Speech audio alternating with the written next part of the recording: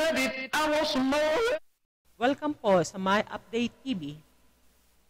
Bibigyan po natin ngayon ng reaksyon ang post po ni Maria Ressa tungkol po dun sa sinabi niya na if I go to jail unjustly, Filipino citizen lose far more than I do. Yan po ang topic po natin ngayon. Pero bago po natin pag-usapan yan, inaanyayahan ko po kayong mag-like, share, at subscribe. Huwag pong kalimutan pindutin ang notification bell upang lagi po kayo updated sa ating pa pong mga susunod pang mga video. Ito po ang post po ni Maria Ressa. Fascinating to watch the info oops mob over the weekend. Data downloaded for study by research groups. If I go to jail unjustly, Filipino citizens lose far more than I do. Dahil si Maria Ressa po ay na-deny ang kanya pong appeal sa Court of Appeals at dinagdagan pa po ng 8 months ang kanya pong sentensya. Naging na po, 6 years and 8 months na po. Kaya sabi niya dito, kung makukulong daw siya, ay laking kawalan daw sa mga Pilipino. Aba, ang totoo, unang reaksyon ko dyan, ako pa tuwang-tuwa dahil mababawasan na tayo ng isa mga, tinik sa Pilipinas na ano-anong mga fake news, di ba? Kaya po, kung sabi niya na laking kawalan sa atin, hindi po, tayo pa tuwang-tuwa. Salamat naman, nabawasan rin tayo ng isa. Ito po reaction ni Jason sa isang veteran broadcaster, sabi po niya, you are a convicted criminal. Walang pake ang Pinoy kung mabulok ka man sa bilangguan.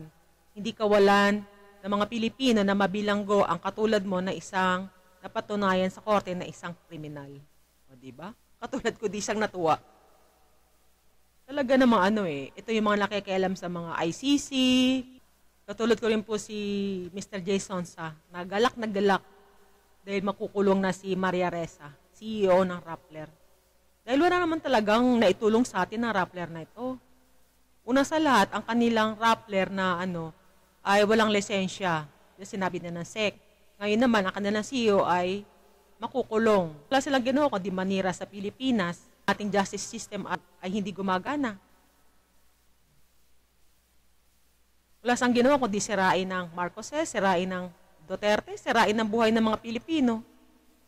Ay sa totoo lang, Maria Ressa, ang buong Pilipinas po ay nagse-celebrate. Mali. Ulitin pa natin. Ang buong 31 million po ay nagse-celebrate sa iyong pagkaka-deny sa Court of Appeals. Dahil hindi mo po matitwist ng tuluyan ang mga balita. Kung fina-fact check mo ang mga balita ng mga vlogger, ay ikaw naman po ay na-fact check po ng Korte, Court of Appeals. O, diba? 31 million po yan Yan po sinasabi nyo ng mga trolls, fake news. At paano nakaboto yan 31 million na yan kung fake yan or mga trolls yan, diba?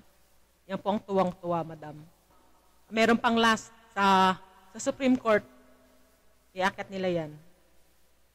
Yun lang. Sana makulong agad para hindi na makapanira pa sa bansa natin. No? Isa-isa nang nababawasan ng mga kontrabida sa Pilipinas. Laking kawalan sa Pilipino kung siya ay makukulong. Hindi po. Ulitin po natin.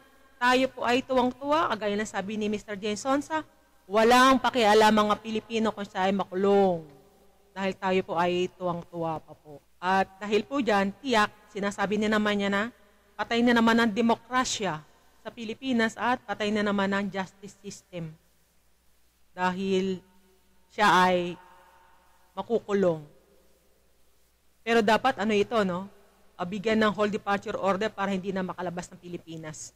Mamaya, tumakas pa. Di na natin niya mahanap. Po, sa pananghuli, makita po natin ng reaksyon ni Pastor Apollo Kibuloy.